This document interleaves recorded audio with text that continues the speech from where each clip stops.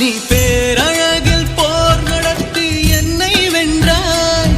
கண் பார்க்கும் போதே பார்வையாலே கடத்தி சென்றாய்.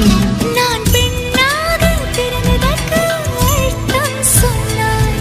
முன்னறியாத வெட்கங்கள் நீயே தந்தாய். என் உலகம் தனிமை காடு, நீ வந்தாய் பூக்களோடு. இனி தொடரும் கனவுகளோடு.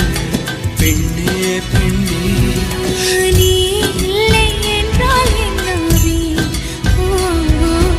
நெருப்போடு வெந்தே மண்ணாவே.